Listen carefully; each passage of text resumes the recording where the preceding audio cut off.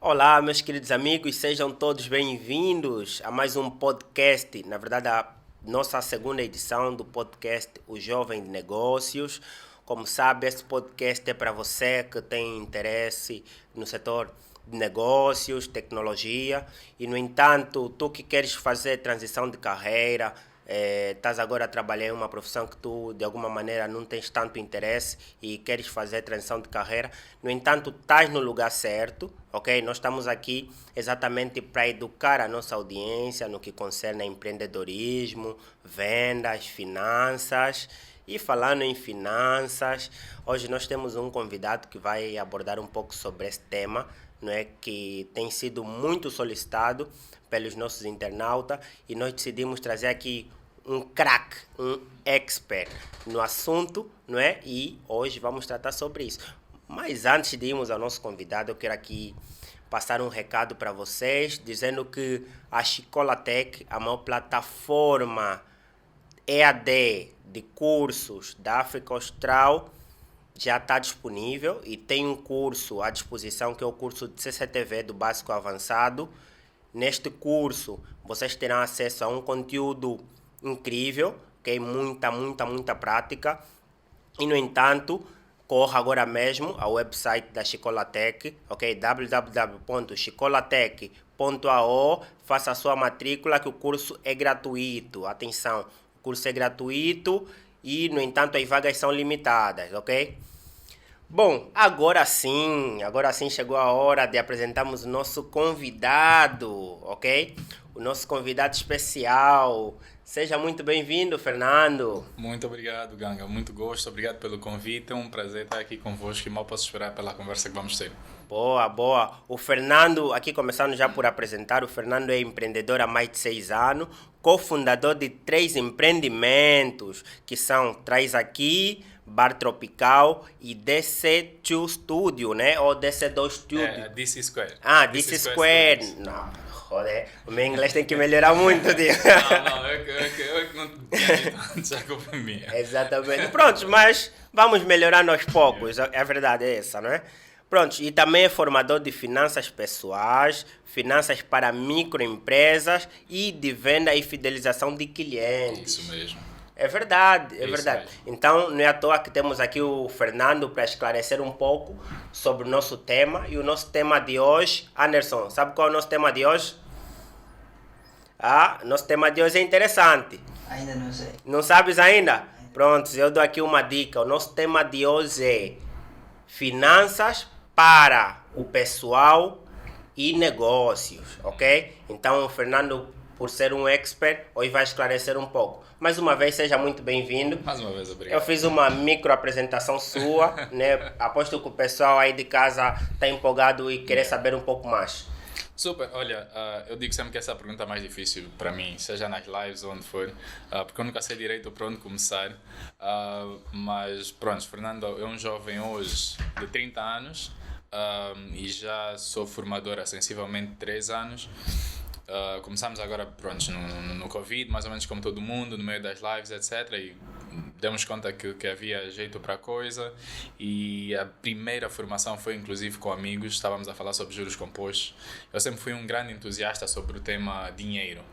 E eu acho que é importante nós começarmos a desmistificar o dinheiro como tabu. Nós todos crescemos aqui em famílias africanas e falar sobre dinheiro era quase que um tabu ao meio da mesa. Então, à medida que eu fui descobrindo mais sobre dinheiro, começou a acender a luz na minha cabeça. Por que os meus amigos não têm tentado a falar mais sobre isso? Por que a minha família não falava mais sobre isso? Então é importante começar a disseminar essa informação. E daí foi. Quando dei conta, já estava a dar a minha primeira turma online. O ano passado demos a nossa primeira turma presencial, fizemos o nosso workshop 360 e pronto, estamos aqui, continuamos a ter lives. Acho que foi há 2 dias, tivemos um live com o Lopo e agora estou aqui, fui convidado por ti para estar aqui no vosso podcast. Com muito prazer. O prazer é todo meu, na verdade, né, ter-te aqui e falar sobre um tema que tem sido muito solicitado pela nossa audiência, não é? Então, sem mais delongas, eu vou já logo à primeira questão, que seria então começar por desmistificar, já que falou em desmistificar, vamos aqui. O que é que seria inteligência financeira barra educação financeira? Super. A inteligência financeira ou a educação financeira não é nada mais, nada menos do que aprender a falar e a falar sobre o dinheiro e a lidar com o dinheiro. E por que é que isso é tão importante? Nós estávamos a conversar agora há pouco tempo e ambos somos engenheiros de telecomunicação ou telecomunicações. Nós não aprendemos nada sobre dinheiro na universidade. Não aprendemos nada sobre dinheiro na escola. O importante, ou o problema nisso, é que quando saís da escola, quando saís da universidade, tu precisas de dinheiro para saber viver, para saber lidar com a vida.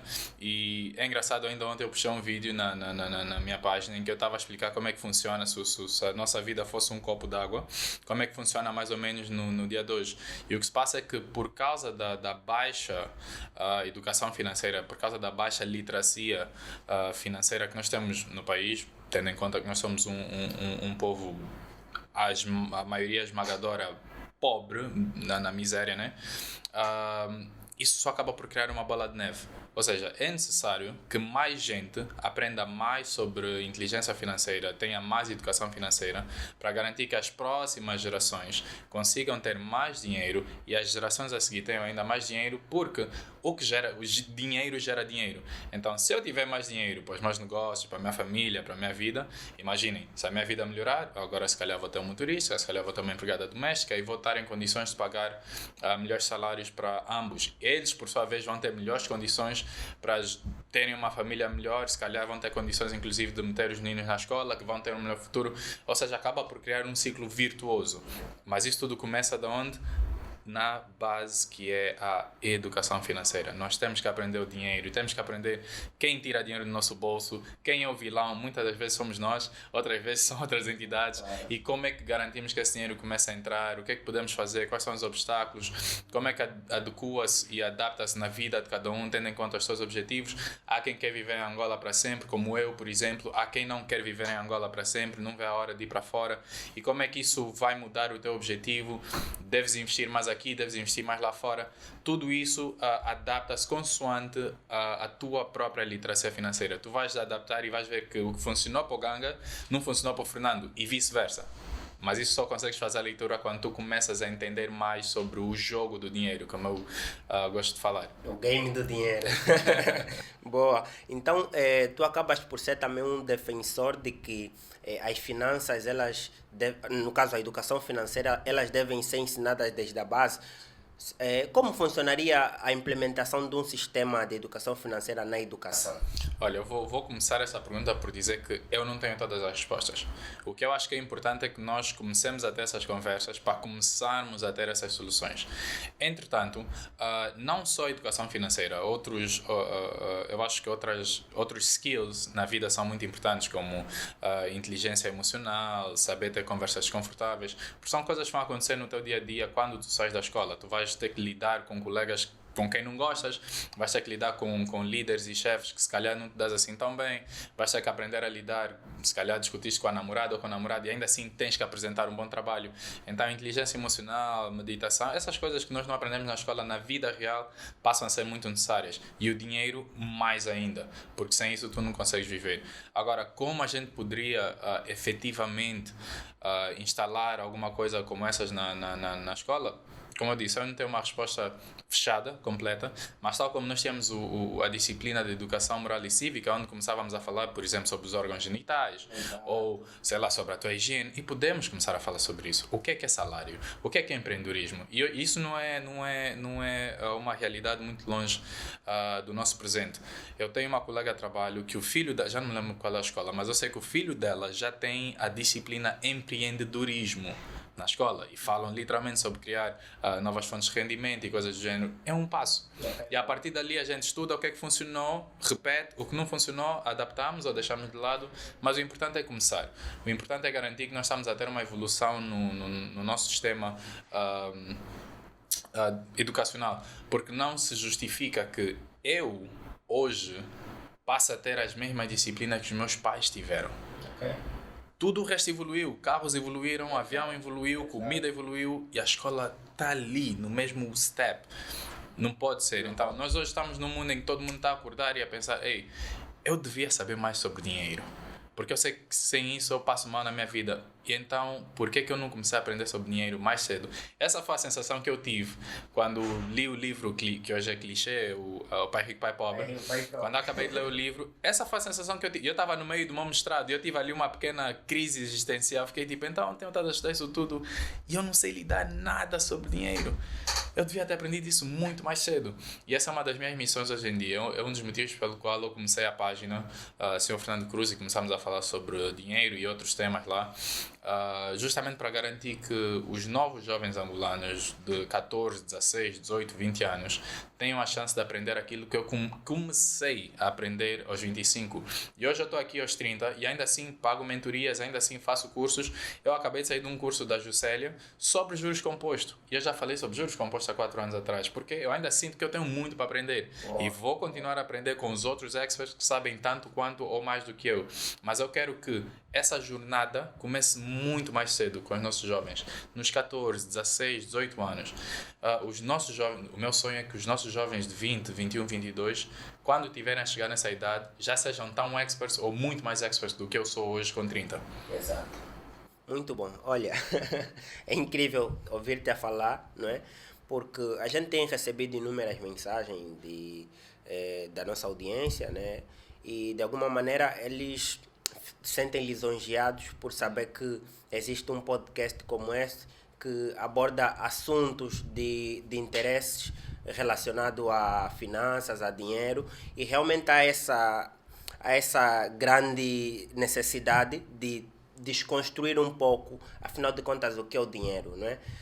Há um dito popular que dizem que os judeus são os mais ricos do mundo, não é? E boa parte da fortuna do mundo está acumulada entre os judeus, justamente porque eles começaram a aprender sobre dinheiro desde criança, né? Eles dizem que há um ensinamento, né, que eles passam quando um judeu completa 13 anos, não é? Ele obrigatoriamente ganha dinheiro para ele fazer o que quiser, né? Imagina uma criança de 13 anos, não é? Ganhar $100, sem planos nenhum, ele vai gerenciar esse dinheiro como quiser, não é? Então acho que isso de alguma maneira acaba por abrir a mente da criança, né? A entender um pouco sobre dinheiro, como gerenciar o próprio dinheiro, não é? Com certeza, Gan, com certeza. Antes de mais nada, deixa de dar-te os parabéns pelo podcast. Eu acho que é uma ótima iniciativa e eu torço do fundo do meu coração que daqui a um ano isso seja enorme, que seja eu a vir bater a tua porta, te pedir por favor para eu falar um bocadinho.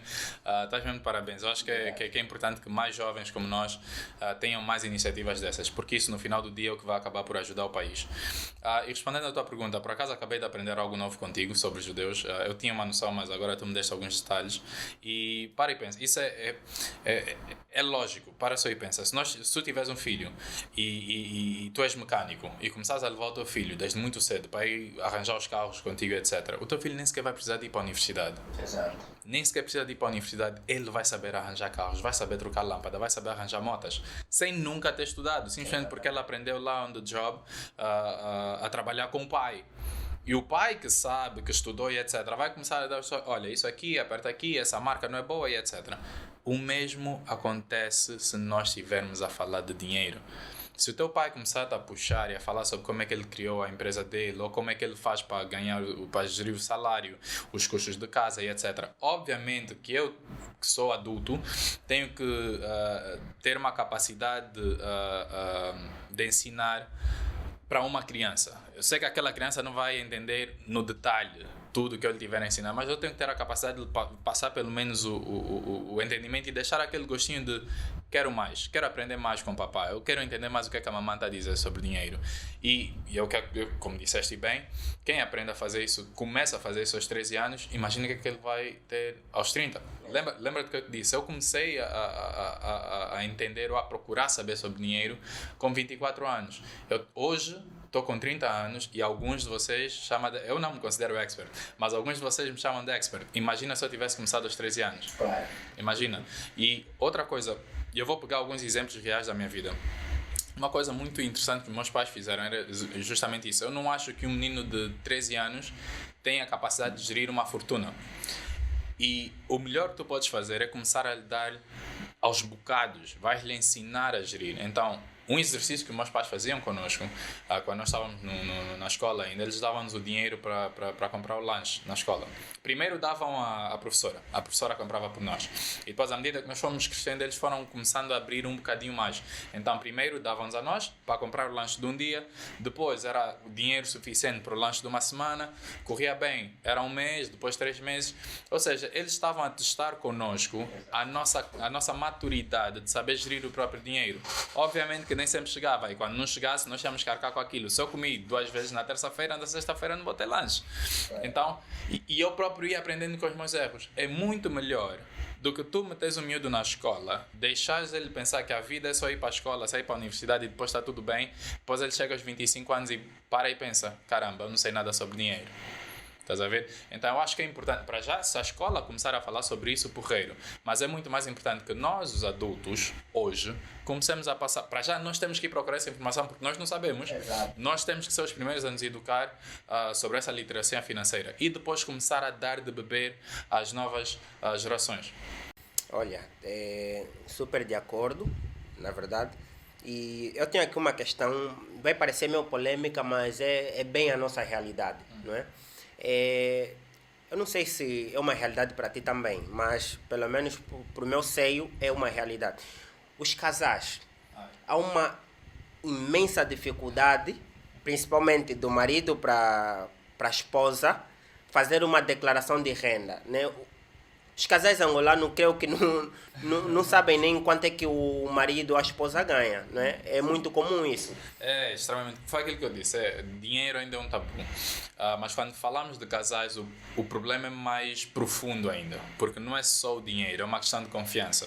Então é uma questão muito de mindset. Se eu hoje estou a casar com alguém e supostamente estou a jurar viver para sempre com essa pessoa, eu devia ter o mínimo de confiança suficiente para conseguir partilhar com essa pessoa o que é que eu faço, quais são os meus objetivos, onde é que eu quero ir, como é que nós estamos em termos de finanças, etc.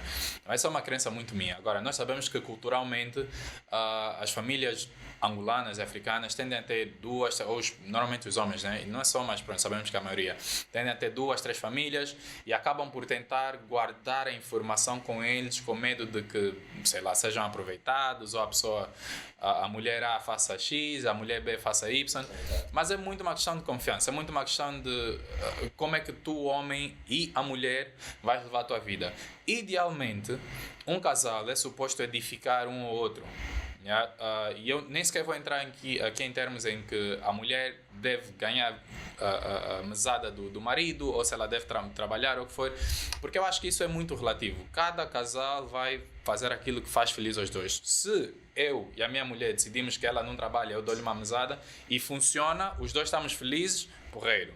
Eu, no meu caso, Fernando Cruz, eu prefiro que a minha mulher trabalhe, porque eu sou aquele homem que eu gosto de ir atrás da minha coisa, então também quero ver a minha parceira ir atrás da coisa dela. E depois os dois juntos vamos garantir que as nossas finanças estão ali no taco a taco para que o casal enriqueça, não eu e não ela, o casal. E isso é uma mudança de mindset. Deveria ser comum eu sentar com a minha mulher e ver as contas de casa, ver quanto é que eu estou a ganhar, quanto é que eu vou levar de bônus 13º, quanto é que ela está a ganhar, como é que ela tem estado a gastar o dinheiro, como é que eu tenho estado a gastar o dinheiro, como é que os nossos filhos têm estado a gastar o dinheiro, onde é que está aí o dinheiro da família e como é que podemos garantir que nós os dois vamos ter mais dinheiro juntos. Isso é o ideal, é a utopia, mas nós sabemos que não é, mas por causa daquilo que eu disse, o buraco é mais profundo, é uma questão cultural, vem muito lá para trás em que é muito comum ter mais do que uma família, é comum não confiar na própria parceira ou no próprio parceiro, às vezes a própria parceira também está ali só pelo dinheiro e o parceiro, enfim, são muitos temas que revolvem à volta da cultura que está ali e nós precisamos dessas terapias de casais, essas mentorias para casais, como o Euclides, a Neuza, acho que a Neuza faz, ou a Juscelia faz, são literalmente ter um casal e começamos a falar sobre o dinheiro da família. Boa. É importante nós comecemos a fazer isso. Foi aquilo que eu disse, é tabu até para o pai dizer ao filho quanto é que ele ganha, quanto é que ele tem, o que ele tem de empreendimentos. E depois nós temos muitos casos desses em que a pessoa morre e ninguém sabe. Olha, eu por acaso apontei aqui sobre a questão da herança, né? É um tema que realmente a gente devia também abordar e se calhar dares algum conselho, né, pessoal aí de casa, porque acontece muitas das vezes realmente. a pessoa ela se fecha tanto com relação às suas finanças e se acontece, não é, alguma tragédia, infelizmente quem fica com o dinheiro todo é o banco. Exatamente, é o governo. Exato. Enfim, tu disseste tudo. É importante que tu pares e penses assim, se me acontecer alguma coisa hoje, quem ficaria com isso tudo que eu trabalhei tanto? E as pessoas às vezes pensam, não, mas se eu estiver a pensar nisso vai atrair ou vão me desejar mal. Também tem essa questão, realmente. Novamente, uma questão muito cultural, muito mindset. Nós temos muito mindset do medo, crescemos com isso. Superstição e tudo Superstições, é muita coisa que está por trás disso. Mas no final do dia, tudo nós temos que parar e pensar isso tudo que eu trabalhei, esses meus 30, 60, 80 anos que eu passei a minha vida toda a trabalhar para conseguir almejar esse meu património, vale a pena morrer e mandar tudo de volta para o Estado? Ou alguém da minha família devia aproveitar? Isso depois cabe a ti, seja os teus irmãos, a tua mulher, os teus filhos. Eu sei que na lei existe alguma coisa que protege todos os filhos e todos os netos que depois têm que ser distribuídos, enfim, mas isso eu não domino muito essa área legal. Mas devia ser tua proatividade, sentar e escrever e ver com o teu advogado e teres, sei lá, um testamento, ou pelo menos falar com a tua mulher, ou com o teu filho, ou com o irmão, mas alguém de confiança teu, que caso aconteça alguma coisa, a gente torce para que não aconteça, mas se acontecer, aquele dinheiro não vai ficar em águas de bacalhau, vai estar endereçado a quem tu próprio querias que o dinheiro fosse endereçado. É verdade, e esse é um bom conselho, não é, que o Fernando está aqui a deixar, porque afinal de contas é duro dizer, mas a morte é a única certeza que a gente tem, não é? A qualquer momento ela chega. Então é muito importante a gente ter a sã consciência de deixar tudo por escrito ou bem encaminhado para que os nossos descendentes não sofram com isso, né? Porque acontece muito. Exato, porque aqui a herança funciona por dois lados. Se tu deixas dinheiro ou se tu deixas dívida. Exato. Os teus entes exatamente. Isso é um problema que tem afetado muitos, não é? Bom, vamos agora falar um pouco sobre finanças pessoais. Né? Como lidar com muita gente com dívidas, supostamente ganham bem, né? Porque supostamente quando ganhava 100 mil, as coisas pareciam complicadas, tudo que ele queria é aumentar o salário até 200 mil, mas depois começou a ganhar 200 mil e ainda assim continua a se endividar. Como essa pessoa vai organizar as finanças? Super. Eu postei um vídeo há dias e o Marco provavelmente vai lembrar. Eu postei um vídeo há dias na minha página em que o título do vídeo é o Efeito Foguinho. Não sei se o Ganga lembra de uma novela que passava na Globo. Obras de Lagartos, lembro perfeitamente. E o Foguinho era... Eles tinham um nome igual, né? Ele tinha um nome igual do verdadeiro herdeiro e o dinheiro acabou para ele. Ninguém entendeu como, mas pronto. Ele da noite podia sair para alguém que nem sabia o que ia comer no dia seguinte, para alguém que era extremamente milionário. E apesar de ser uma sátira, apesar de ser uma novela, apesar de ser uma comédia, aquilo retrata muito bem o que é que acontece na vida real. Exato. Tu não estás habituado a ter aquele dinheiro todo. Então ficas com aquela sensação de eu, sei lá, posso dominar o mundo e vais e gastas como tu quiseres. O problema é que aquele dinheiro é finito. Exato. Vai acabar eventualmente e tu provavelmente vais acabar por fazer a asneira com aquele dinheiro que vai te meter numa posição pior do que quando tu estavas lá atrás. Antes de ter o dinheiro. Exatamente. Eu por acaso tive acesso a uma estatística que diz que 70% de todos os vencedores de grandes loterias acabam endividados. Ou seja, não é só que perdem o dinheiro. Acabam pior. Eles acabam endividados, numa posição em que tu vais sentar e dizer, poças, quem me dera nunca ter ganho aquela loteria.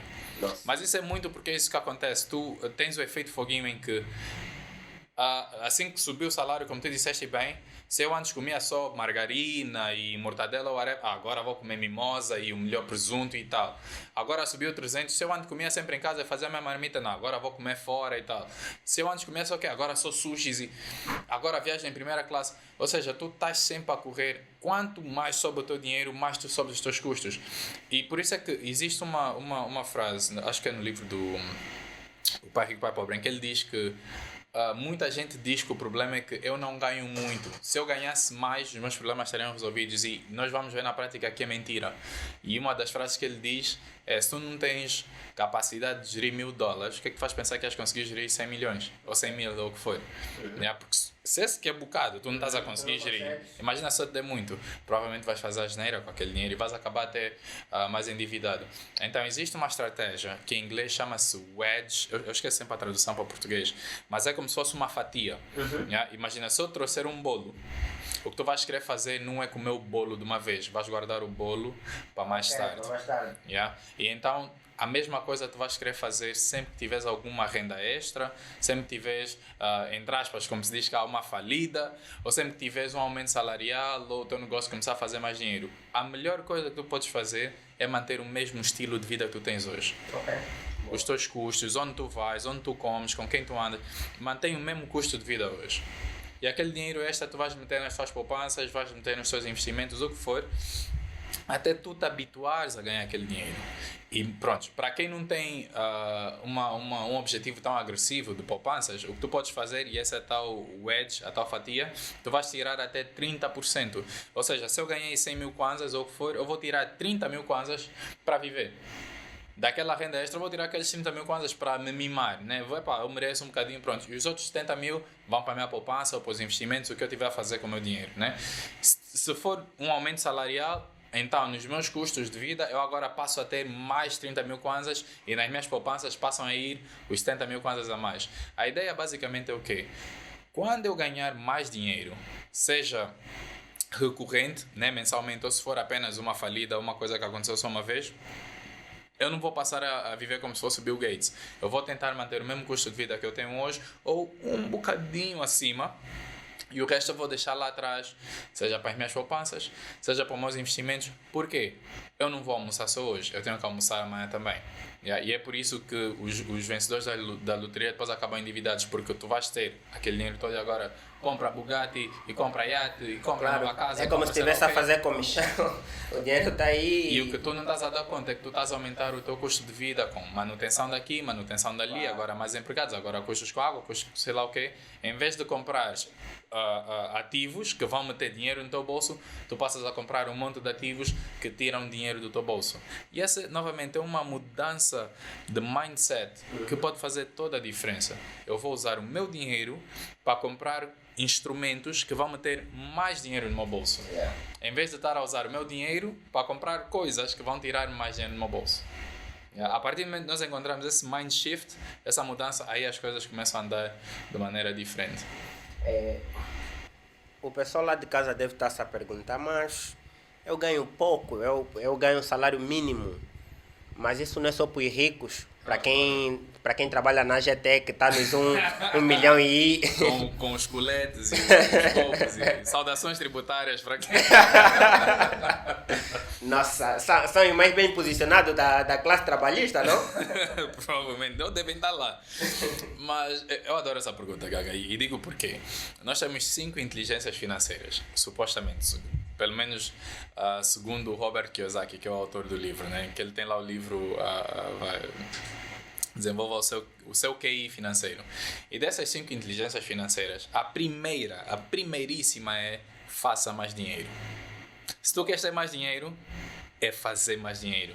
Tu podes fazer mais, ou podes ter mais dinheiro de 2 maneiras. Uma é aumentar a tua receita, a tua faturação, né, que é fazer mais dinheiro, e a outra é diminuir os teus custos. Por norma, as pessoas que fazem esse tipo de perguntas que tu fizeste, pensam só em diminuir os custos, que no mundo da educação financeira nós chamamos de mente escassa. Eu vou estar sempre a olhar para a escassez. São aquelas pessoas que acham que vão ficar ricas porque eu cortei o café, porque eu deixei de comprar um cigarro, apesar de eu não apoiar quem fuma, mas vou tirando essas coisas. Se calhar, em vez de ter 2 garrafas de água, eu vou tirar só uma. Não é isso que vai te deixar rico, porque isso aqui provavelmente não representa nem 10% do teu budget mensal. O que vai te deixar rico, se tu já tens pouco dinheiro, é fazer mais dinheiro. É ter uma outra renda extra, é se calhar ter um negócio, é se calhar ter um aumento salarial. Existem vários caminhos para tu conseguires passar a ter mais dinheiro. Esse é o ponto número 1. Se tu hoje não tens dinheiro suficiente para fazer isso que nós estamos a dizer, a poupança, os investimentos, etc., o que tu tens de fazer é ir atrás de mais dinheiro. E existem estratégias, existem dicas, mas tu tens que olhar para os teus skills e parar e pensar. Hoje, se eu tiver com a arma apontada à cabeça, e me obrigarem a fazer pelo menos 5 mil kwanzas, 10 mil kwanzas, como é que eu faria? O que é que eu faria? Ia dar aulas, ia fazer bolo, ia fazer gelo, ia ser atleta, ia ser cantor, o que é que eu faria? Mas como é que eu ia garantir que no final desse mês eu ia ter mais dinheiro do que eu tive o mês passado? Exato. E começa daí. Exato. Olha, realmente há essa preocupação por parte dos internautas, mas eu creio que é muito por conta dos tabus e das crenças limitantes que nos foram incutidas desde miúdos, né? Desde crianças. Nós ainda temos essa crença de que o dinheiro é malicioso, os ricos são maldosos e coisas parecidas, né?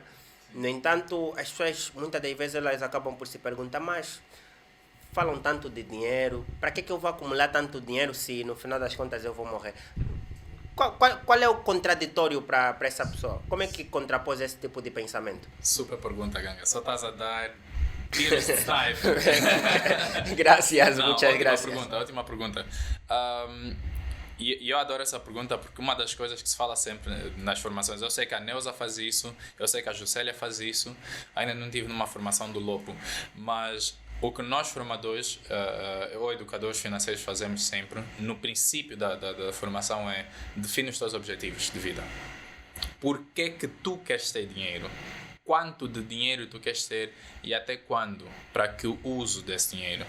Se tu não tiveres isso claro na tua cabeça, tu não vais acumular dinheiro. Eu posso até te dar todas as dicas. Posso dar a dica do pague-se a si mesmo primeiro, como limitar os teus custos, posso dar as melhores ferramentas para tu controlares o teu budget, mas se tu não tiveres claro na tua cabeça porque é que tu estás a acumular dinheiro e queres acumular dinheiro, tu nunca vais conseguir o fazer. Porque vais ter o tal efeito foguinho que eu estava a dizer. Tu vais olhar para quando... Epá, tem aí 1 milhão, 2 milhões. Vou viver, vou me mimar, vou viajar, vou fazer sei lá o quê, comprar sei lá o quê. Então é muito importante que o primeiro passo seja que tu definas o teu objetivo de vida com esse dinheiro. E, inclusive chama-se objetivo SMART em inglês, né? Que é, o objetivo tem que ser específico, mensurável, alcançável, relevante e temporal. Ou seja, eu não vou dizer só eu quero ter mais dinheiro. Queres ter quanto de dinheiro? Porque tu tens que conseguir medir esse dinheiro. E queres ter dinheiro por quê? Se calhar é para comprar um carro. Exato. Se calhar é para comprar uma casa. Se calhar é para fazer a viagem dos teus sonhos. Se calhar é para pagar a escola dos teus filhos. O que for. Se calhar é até para o teu casamento. O que for. Mas é importante que tu tenhas bem definido. E até quando é que eu quero ter esse dinheiro? Eu quero fazer 1 milhão de kwanzas para conseguir dar uma festa de aniversário e tenho que conseguir ter esse dinheiro até dezembro. A partir do momento que eu fiz essa definição e eu entendo que aquilo é relevante, porque, como eu disse, é a minha festa de aniversário, se calhar eu estou a fazer 40 anos e quero muito celebrar, é diferente de eu dizer quero ter 1 milhão de kwanzas para ir para a festa e comprar bebida. Yeah. Isso provavelmente não é relevante. Pelo menos não devia ser para um jovem a partir da nossa idade. Né? Se calhar se tu tiveres 18 anos ainda deve ser algo importante para ti, mas quando chegas nessa idade provavelmente já não devia ser. Então tem que ser relevante. E outro ponto, tem que ser alcançável. Se eu hoje ganho 10 mil kwanzas, eu só estou a sonhar. Eu não vou conseguir ter 1 milhão até dezembro. E aí começa a vir aquilo que eu disse, temos que fazer mais dinheiro. Então, se eu hoje tenho um salário, imagina, sei lá, de 500 mil, 600 mil, já estou mais ou menos bem posicionado em termos às vezes até nem um salário é da minha renda extra, do meu negócio, o que for, né? Mas já tenho um income regular que ali já dá para fazer alguma coisa, aí eu já posso estabelecer, eu quero ter 1 milhão até dezembro, então nesses 10 meses que faltam, quanto é que eu tenho que economizar? E aí eu vou ver, olha, afinal eu tenho que estar a economizar apenas 100 mil kwanzas por mês. Sempre que o meu salário cair, a primeira coisa que eu faço, vou pegar naqueles 100 mil kwanzas, deixo de lado. Vou fazer isso por 10 meses, em dezembro eu tenho 1 milhão, que era o meu objetivo. Se eu não tivesse isso claro na minha cabeça, quando o meu salário caísse, eu ia gastar aqueles 100 mil. Depois eu ia chegar em dezembro e pensar, seria tão bom se eu tivesse 1 milhão para dar minha festa. Yeah? Então a pergunta que tu fizeste é muito importante. Eu estou só aqui a dar um exemplo, né? E tu podes, obviamente, podes ter vários objetivos. Podes ter um objetivo da festa, podes ter um objetivo de comprar carro, podes ter um objetivo de estudar fora, um objetivo maior na vida. Yeah? Podes até ter um objetivo que vai ser para servir para a tua aposentadoria. Existe um conceito de uns americanos que desenvolveram, eles chamam liberdade financeira e aposentadoria cedo, em que eles dizem que tu tens de multiplicar os teus custos de vida anuais pelo número 25 e aquele é o dinheiro que se tu conseguires acumular e deixares investido, podes te despedir. Quando conseguires atingir aquilo, podes te despedir porque vais conseguir ter uma aposentadoria mais cedo. Então, pode ser o caso que se calhar o número que tu queres atingir é esse tal número da liberdade financeira e aposentadoria cedo. Não sou eu que defino, não és tu que defines, não é o Marco que vai definir, não é ninguém que vai definir. Tem que ser tu, a própria pessoa que quer ter o dinheiro, a chegar à sua própria conclusão e pensar o que é relevante para ele e por que é que ele quer ter aquilo, quanto é que ele quer acumular e até quando. Quando tiveres essas respostas, agora podes ir atrás do dinheiro. De outro modo, vais-te perdendo o caminho. Boa, muito bom, muito bom. Tu defende que é importante uma pessoa singular ter um fluxo de caixa? Achas que é relevante que, por exemplo, Gelson Ganga tenha uma planilha em Excel com os custos, né? Entradas e saídas, até aquele chiclete que eu comprei no trânsito? Defendes que isso deve estar incluído? Sim. Ponto, parágrafo final. Agora a audiência precisa saber a psicologia por trás disso. Yeah. Né? E é importante tu deixar aí um último tempero que é muito importante. Até o chiclete, até o café, até aquelas coisitas pequenas. Eu vou dizer que sim, no princípio. Eu hoje não faço isso. Okay. Seria eu hipócrita? Talvez. Mas por que é que eu não faço isso hoje? Porque eu já fiz isso no passado. Então, eu já tenho em modo automático o que é o que. Eu já não preciso estar a olhar no grão da areia. Porque eu já sei o macro. Yeah? Mas no princípio é importantíssimo que tu faças isso. Por quê? Tu queres ter uma noção do teu budget mensal. Foi aquilo que eu disse. Eu tenho que ter uma noção de quanto é que eu gasto. Quanto é que me custa viver um mês. Se eu não souber disso... Para que é que eu vou querer ter mais dinheiro? Yeah? Eu tenho que saber, por exemplo, se eu hoje ganho 500 mil kwanzas e chego no final do mês e nunca tenho dinheiro, eu tenho que parar e pensar onde é que está esse dinheiro. E um dos vídeos que eu fiz há um bom tempo atrás, não sei se já viste um filme chamado A Purga, em que durante 24 horas não tem... Já viste? Já assistiu o filme? Boa. Durante 24 horas não tem polícia e podes cometer qualquer crime que tu quiseres, etc. E eu uso sempre essa analogia, eu ensino sempre analogias. E a analogia que eu uso aqui é o seguinte: se nós hoje, Luanda, que é uma cidade que tem polícia à torta à direita, agora estão todos com carro novo, não param de parar os carros e novas fardas, etc. Ainda assim tens sequestros, tens assaltos, tens mortes, tens um monte de coisa. Imagina o que é que seria Luanda se não tivesses polícia. Se eu dissesse assim, olha... Esquece polícia, façam o que vocês quiserem. Seria um caos, né? Por que é que farias isso com o teu dinheiro? Essa é a pergunta. Por que é que tu deixarias o teu dinheiro sem vigia? Por que é que tu não policias o teu dinheiro? Tu nem sequer sabes quem são os ladrões do teu dinheiro se tu não tens essa planilha, se não fazes esse controle. Então, todos os meses, tu vais chegar no final do mês e pensar, pô, eu até ganhei bem. E eu recebi essa mensagem ainda ontem. A pessoa acabou de se inscrever agora. O Marco, por acaso, mandou-me a inscrição da pessoa que eu estou a dizer isso. Ela disse, Fernando, eu até ganho bem, mas chega no final do mês nunca tenho dinheiro. Provavelmente porque ela não policia os custos, os gastos dela. Então é importante tu pares e penses, quem são os ladrões do meu próprio dinheiro? Para onde é que está esse dinheiro? Energia, internet... Custos com diversão, se calhar tenho estado aí à noite, se calhar tenho estado a comer muitas vezes fora, a escola da criança, a saúde, o que é que está-me a tirar esse dinheiro todo? Eu preciso ter essa noção bem clara, porque aí no próximo mês eu já vou ter uma expectativa. Eu já sei que eu vou gastar X com combustível, X com internet, X com comida, X com sei lá o quê. E agora eu tenho uma noção de quanto me custa viver um mês. Se eu sei que me custa viver... sei lá, custa 400 mil kwanzas para viver um mês, eu já sei que aqueles 500 mil kwanzas devia estar a sobrar pelo menos 100 mil kwanzas. E aí depois vem uma outra estratégia que eu, em vez de viver, eu tiro primeiro os 100 mil e depois é que vou viver o meu mês, vou ter os meus custos. Mas é imperativo que tu faças esse controle. E por que é que eu digo que no princípio é importante que tu faças o controle do chiclete? Porque tu estás a estabelecer um novo hábito. E quando tu estás a estabelecer um novo hábito, é importante que tu faças isso consistentemente. Tu ganhas o hábito de, gastei, tenho que apontar. Gastei, tenho que apontar.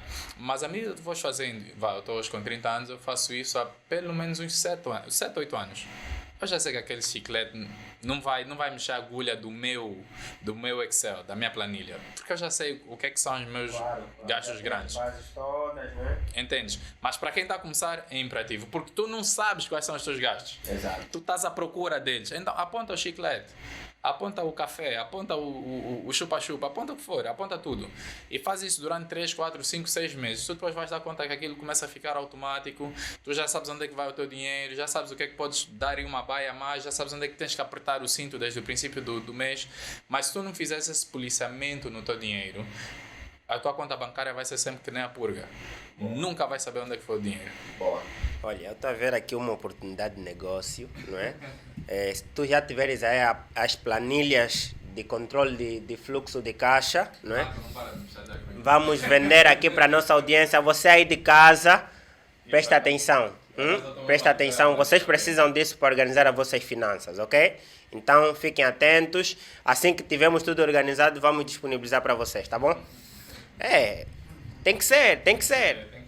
Olha, nós temos realmente muito tabu e o nosso podcast ele vem justamente para desmistificar uma série de questões, né? Como, por exemplo, a declaração de renda, por exemplo.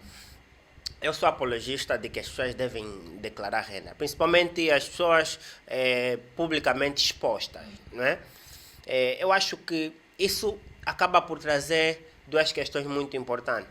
Primeiro, a questão da transparência, que eu acredito ser muito importante. E segundo, a questão da motivação. Por exemplo, imagine que eu cresci com o Fernando, certo? Fomos amigos de infância e tal. E amanhã a gente se separa por alguma razão, né? E depois de um tempo eu descubro que o Fernando atualmente é, sei lá, um milionário, né? E a fortuna está avaliada em XYZ. Isso de alguma maneira acaba por me motivar a correr atrás. Por quê? Porque é alguém que eu conheço de alguma maneira. Então, o meu subconsciente acaba por fazer uma analogia. Se ele conseguiu fazer, tecnicamente eu posso também. Sim. Eu entendo o que estás a dizer, Ganga. Eu tenho aí, se calhar tenho uma vírgula nesse seu ponto de vista. A minha vírgula seria, eu concordo com a declaração de renda, especialmente nos negócios. E já vou explicar porquê. No que toca ao pessoal, por uma questão muito cultural, eu digo, se calhar, eu entendo porque é que as pessoas às vezes ficam com um pé atrás. Nós sabemos, esse teu mindset é perfeito. Mas nós sabemos que na realidade muita gente. É muito comum até os teus familiares olharem para ti e pensar, esse gajo tem esse dinheiro todo. Yeah. Ei, vamos tentar lhe cangar e etc. E depois tu vais ver até casos de sequestros e por aí vai. Então, por uma questão de segurança, eu entendo porque é que muita gente reserve a parte pessoal do seu património. Mas no que toca a empresas, definitivamente eu concordo que deve ser exposto para transparência e confiança. Obviamente que em muitos casos sabemos que existem trapaceios no meio daquilo e enfim, também essa é uma outra questão, não é? Exato, são negócios não lícitos e daí tentarem sempre mascarar. Mas uma coisa muito interessante que eu vi numa série da Netflix chamado Money, que é dinheiro, literalmente é uma série em que eles falam, são 5 episódios que eles falam de dinheiro. Conhece o dinheiro. Exato, muito porreiro. E uma das coisas que eles dizem lá é que os países onde a taxa de confiança é maior são os países com mais dinheiro, onde circula mais dinheiro. E isso é lógico. Quando eu ouvi isso faz todo sentido. Por quê? Imagina que tu tens um negócio. E nós estamos aqui em Angola e tu vens falar comigo e vamos imaginar um negócio de confeitaria. Yeah? E tem estado a haver uma má fama dos confeiteiros nesse caso, de estarem a burlar muito. Quando tu apareces com o teu negócio, eu já vou ficar com o pé atrás. Eu já vou demorar para tirar o meu dinheiro do meu bolso. Porquanto que se nós estivermos no mercado onde existe muita confiança, eu sei que todo mundo que faz bolo é extremamente confiável. De 100 pessoas, 99 correu bem, eu vou tirar o meu dinheiro rápido. Yeah. Então é importante que exista essa confiança. Daí eu concordar contigo quando tu mencionas a declaração de rendas, especialmente virada para o mundo dos negócios, do empreendedorismo, porque quanto mais transparência e confiança tu tiveres de uma maneira geral no povo, mais rapidamente o povo vai acabar por desembolsar o dinheiro. Foi o que eu disse, dinheiro gera dinheiro. Então, quando tu tens o dinheiro a correr como um fluxo, aí tu também vais estar a dar um boost na economia. Yeah. Na verdade, se eu pedir que fizesses, por exemplo, um top 10, né, dos empresários ricos, honestamente, porque também tem esse aspas, não é? Ricos honestamente em Luanda, tu consegues fazer um top 10 assim de forma rápida? A verdade é que não. Não sei. Para ser honesto, eu não vejo, não ligo muito a vida dos outros. Eu sou uma pessoa muito desligada da política e dessas coisas, quem tem, quem não tem. Então, provavelmente teria que fazer um trabalho de casa. Quem é capaz de dar uma resposta sobre isso é o Lopo, o criador da página Renda Passiva. Ok. Ou a própria Neuza, a criadora da página Quitado e Detox. Eu não sei, não faço a mínima ideia. Se calhar até sou eu, quem sabe. Era bom, mas não sei. Boa. Não, realmente eu faço essa pergunta porque, na verdade, foi até em tom irônico, né? Porque eu já tentei bater a cabeça. Como não temos nada declarado, ninguém sabe quem é quem. Na verdade, eu tenho por mim, eu sei que isso vai parecer meio polêmico, mas eu tenho por mim que creio que uns 80 ou 70% dos empresários conhecidos são por intermédio da política. Ou seja, há uma mistura entre o empreendedorismo e a política, sabe? Então, isso de alguma maneira acaba por me deixar um pouco aquém, não é? Sim, entendo o que estás a dizer. É como tudo, onde qualquer área que tu olhar sempre vai ter o lado mau. Eu prefiro olhar o copo metade cheio, no sentido de que eu sei que isso existe, e eu sei que isso é uma realidade. O que é que eu posso fazer para mudar? E uma das coisas que eu posso fazer é literalmente dar formações, é tentar passar um melhor mindset, é tentar mudar o mindset da geração que está aí a vir. E eu vou fazer aquilo que está dentro do meu controle para tentar mudar essa demográfica. Muito provavelmente não vou ser eu a mudar o mindset dos mais velhos, não sei o que já fizeram, já foram. Provavelmente não serei eu. Mas eu sei que eu consigo tocar na juventude que está a vir, a geração que está a vir depois de mim. E com alguma sorte, daqui a uns 20, 30 anos, nós estamos até uma Angola com ricos, bem feitos, de maneira lícita. E aí sim eu vou saber que fiz o meu contributo. E eu entendo, eu também sinto essa dor, eu senti muito essa dor durante muito tempo. E por saber que eu consigo fazer muito pouco, não consigo fazer quase nada para alterar aquilo me frustrava. Então tive que mudar a moeda. Eu disse, pá, o que é que eu consigo fazer hoje? E aqui estou eu a dar as formações, a tentar dar esses workshops e estar aqui no teu podcast e tu estás a criar o teu podcast. Eu acho que essas iniciativas é que são importantes para ver se quem está a vir depois de nós, a nossa geração, a geração que vem depois, ou a geração um bocadinho acima da nossa, consegue realmente criar essa mudança, estás a ver? Porque eventualmente o pessoal que está lá em cima é a lei natural da vida. O que a gente quer garantir é que quem está a vir, o futuro, vem de uma maneira diferente. Realmente. E tem uma passagem que tem se usado bastante, né? Que é a nossa geração não vai falhar, né? E eu super concordo porque eu consigo já denotar uma mudança total do mindset, não é? Por exemplo, Angola de há 5 anos não é a mesma de agora, sabe? Nós hoje temos praticamente uma revolução. A juventude quer empreender, quer aprender, sabe? Estamos atrás do conhecimento. Isso é incrível, sabe? Eu também defendo a filosofia de que o conhecimento está disperso pela humanidade, não é? E a gente tem que procurar mecanismo de conseguir compactar esse conhecimento, não é? E de fato Angola precisa muito, mas muito de formações constantes, sabe? Porque ainda estamos muito atrasados e para chegar onde queremos realmente chegar, vamos ter que estudar muito, estudar bastante. Sim, com certeza. É um processo. E uma das frases do meu cantor favorito, o J. Cole, ele diz: não se constrói uma floresta da noite para o dia. O que nós estamos aqui a tentar fazer é semear o máximo de árvores possível e garantir que quem vier depois vai semear mais árvores.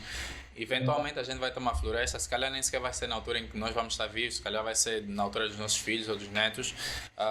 O que eu quero garantir é que no meu último dia de vida eu consigo olhar para trás e pensar, eu ajudei aquele meu 1%, eu tinha lá o meu dedo, eu ajudei, e isso para mim é que valeu a pena. E concordo contigo, está assim a acontecer um mind shift. Se olharmos para a Angola toda, ainda é muito pequenino. Mas pelo menos começamos. Esse é que é o ponto importante, esse é que é o mindset importante. A gente começou. E se calhar tu vais influenciar mais 100 pessoas, eu vou influenciar mais 100 pessoas, essas 100 pessoas vão influenciar outras 100 pessoas e, quando damos conta, estamos a ter aqui uma comunidade toda a ir atrás disso. E foi o que eu disse, Angola, nós acabamos por confundir muito isso, Angola não é só Luanda. Sabemos que Luanda já é pequenina, já está a ter esse bocadinho desse mind shift, mas Angola é enorme, é vasta. E há gente que, como eu disse, não é só pobre, é literalmente miserável. Então, se eu nem sequer souber o que é que eu vou comer amanhã, eu estou nas tintas para a educação financeira. Podcast vai tomar banho, ganga. Eu nem sequer sei o que é que eu vou dar de comer aos meus filhos. Então, por isso é que eu digo que eu não consigo tocar em todo mundo. Alguém, por acaso, uma vez no live perguntou: mas isso que vocês estão a dizer é só pro angolano burguês ou é para todo mundo? Eu disse: eu não consigo tocar em todo mundo. O que eu posso fazer é tentar tocar no angolano burguês, na classe média, média alta, média baixa, para ver se esse pessoal consegue ter mais fluxo, como eu estava dizendo no princípio do podcast, e conseguimos disseminar cada vez mais esse dinheiro. Se calhar vai ser tu a criar uma fábrica, sei lá, no Cunene, e essa fábrica vai empregar 5.000 pessoas. 5.000 famílias vão dar empregos por causa de uma pessoa. E essas 5.000 famílias agora já não vão ter que estar a pensar o que é que eu vou comer amanhã. E agora já conseguem sentar com o boss deles, para o boss deles dar-lhe uma: olha, sabem como é que vocês podem fazer mais dinheiro? Sabem como é que vocês podem policiar o vosso dinheiro? E já vão estar ali predispostos a te ouvir. Eu estava na atrás aqui há uns 3 meses, estava lá com os nossos motoboys. Já estávamos a fechar o turno e depois chegaram todos os motoboys, eram uns 7 por aí, estávamos ali, os 7 motoboys estavam a trabalhar naquele dia. E eu comecei a falar sobre depósito a prazo e juros compostos. Ficamos 2 horas, literalmente. Algo que eu ia cobrar caro para alguém. Eu estava ali com os meus motoboys a explicar literalmente. E obviamente nem todos pegaram, mas eu sei que pelo menos 1 ou 2 pegou. Outros 2 ficaram com aquela pulguinha aqui atrás. E eventualmente, nas calmas, a gente vai começar a disseminar essa informação. Mas não vai dar para fazer tudo de uma vez, né? Não é, o processo é longo, o caminho é muito longo. É uma maratona, não um sprint. O que a gente tem que garantir é que estamos a fazer o nosso bocado. Se eu fizer o meu bocado, tu fizer o teu bocado, o Marco o bocado dele, a gente vai conseguir ter aqui um bocadão. Isso é que é importante.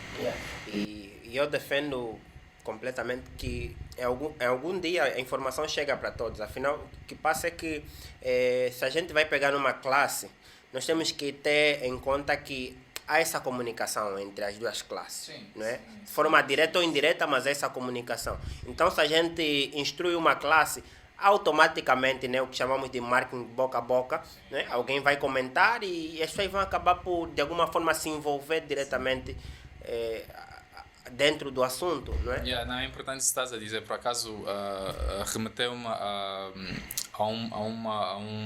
um workshop que eu tive do Clube da Misha. Eu fui convidado para estar a ouvir. Workshop não, um round table, né? E que estava lá o CEO do Kishi Crédito. Esqueci-me o nome dele, mas ele fala muito bem, por acaso. Sabe muito bem do que fala. E ele tocou nisso que estás a dizer. E ele disse: olha, eu aprendi sobre o Multicash Express com o senhor, o condutor do Hitch ou whatever, que era o taxista dele. O motorista do Hitch. E ele que estava ali a ensinar, ele disse: a outra pessoa que sabia disso, sabe quem era? A minha empregada doméstica. Ou seja, acontece muito isso que tu estás a dizer. Quando tu tens 2 classes que estão ali lado a lado, nesse meio começa a haver essa troca de informação. A classe está em cima vai entender quais são as necessidades que estão abaixo, a classe que está em baixo vai entender como é que eu posso chegar lá em cima. E nas calmas tu vais tendo essa transfusão de informação.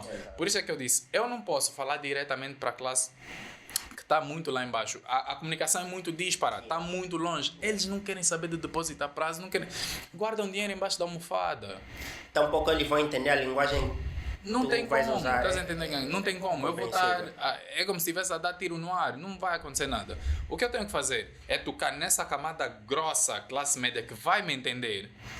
E eles têm condições, se calhar já têm um bom salário, têm chance de ter um bom emprego, já estudaram o que for, e já têm dinheiro no banco, já conseguem comprar títulos, já conseguem fazer, se calhar deixar o dinheiro na bolsa lá fora, bolsa americana, o que for. E essa classe, nas calmas, vai começar a transbordar essa informação cá para baixo. Já pagamos melhores salários, vamos construir melhores empresas, vamos empregar mais gente, mais famílias. E quando nós damos conta, a classe que estava ali embaixo na miséria começa a diminuir e vamos começar a puxar a pirâmide cada vez mais para cima. Boa. Muito bom. Está a ser um podcast super produtivo. Eu tenho a certeza absoluta que o pessoal aí de casa está satisfeitíssimo, né, com... Não sei se essa palavra existe, mas o pessoal está satisfeito, né, com o que estamos aqui a abordar hoje, não é? Bom, agora vamos abordar finanças dentro do negócio. Como é que uma pessoa leiga, né, um empresário leigo, relativamente à questão de finanças, vai denotar que, olha, cheguei a um point da minha empresa que agora eu preciso de um especialista em finanças para me dar uma consultoria que aqui já não consigo mais? quais são, de alguma maneira, os pontos que ele deve perceber? Se tu não tiver estudado nada sobre o assunto, provavelmente o point é logo no princípio. É logo no começo.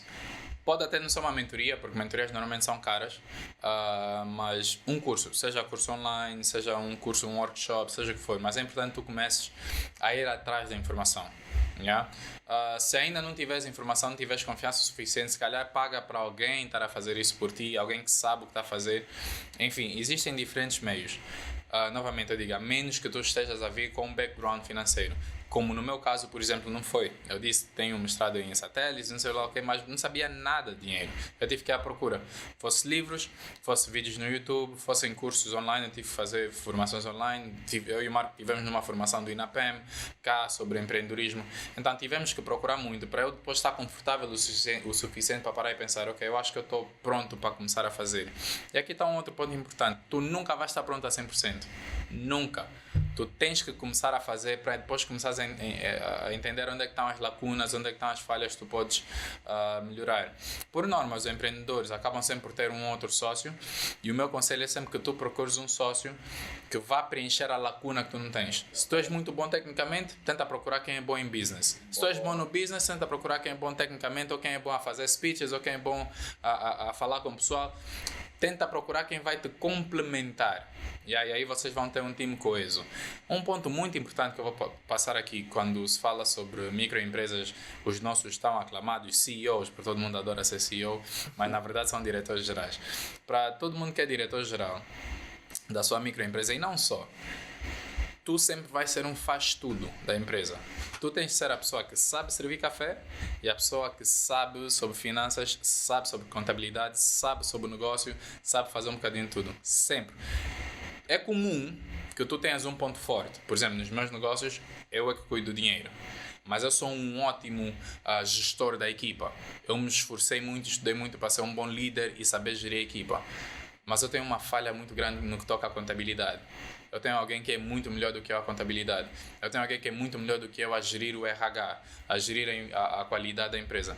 Então, no final do dia, tu vais ter que constantemente estar-te a educar sobre as diferentes pontas que a tua empresa vai ter. Tudo, seja tecnicamente, seja em termos de business, seja em termos de gestão de pessoal, seja em termos de finanças. Agora, o ponto que tu fizeste, a pergunta que fizeste é muito importante, porque sem dinheiro, tu não vais ter um negócio.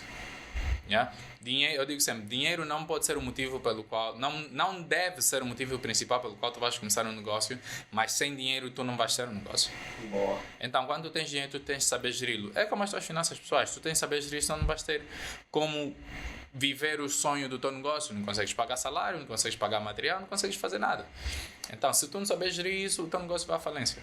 Yeah. O que passa muitas das vezes, eu creio que já passei por isso em algum momento da minha vida. Eu abri a minha primeira empresa com 19 anos de idade, né? Uma empresa de prestação de serviço tecnológico, que é a Infortit, né? E na altura eu não tinha nada de conhecimento a nível de finanças, absolutamente nada. Tanto é que eu fazia a típica mistura do pessoal com o da empresa, sabe? Eu não conseguia fazer essa separação, né? Quando é que eu vou gastar o pessoal, quando é que eu vou gastar o da empresa. Qual é o conselho para pessoas que estejam a passar por essa situação nesse momento? Separação, tens de separar, é obrigatório, é obrigatório. Mas existe uma técnica? A técnica é literalmente ter duas contas, yeah? No princípio, se tu só tivesse uma conta bancária, imagina, e não tivesse uma outra, se calhar a melhor coisa que podes fazer é ter uma subconta. Mas o que eu aconselho, por norma, é sempre teres uma conta literalmente separada só para aquele o dinheiro daquele negócio, para tu começares a separar as águas. Vou dar um exemplo. Quando eu era o único na Senhor Fernando Cruz, né, que é eu como formador e mentor, etc., o dinheiro ia para a minha conta normal, etc., não havia problema. A partir do momento que eu começo a ter custos e começo a olhar para aquilo não só como, não, vou dar uma aula, whatever, começo a olhar para aquilo como negócio, começo a ter pessoas a ajudarem-me, a levar dinheiro para eles, sempre que temos uma formação, um workshop, eu tenho que ter uma conta ao lado, para conseguir separar as águas, porque senão chega uma altura que eu estou a usar o dinheiro de um e do outro e não sei o que é o que. Eu vou contar-te um caso de uma das minhas mentoradas, que eu por acaso gosto muito dela, e ela tem 3 negócios, se não me engano, acho que são 3. Um deles está parado, o outro estava assim meio a cambalear e o outro é tipo o CR7, é o ponta de lança, faz muito combo. E nós estávamos a conversar, eu disse, olha, uma das coisas que tens de estabelecer são os objetivos, E ela disse, Fernando, eu para cá tenho os objetivos e o objetivo desse negócio era X milhões de kwanzas. E eu por acaso até acho que já alcançamos. Eu perguntei, achas que? O que é que se passa?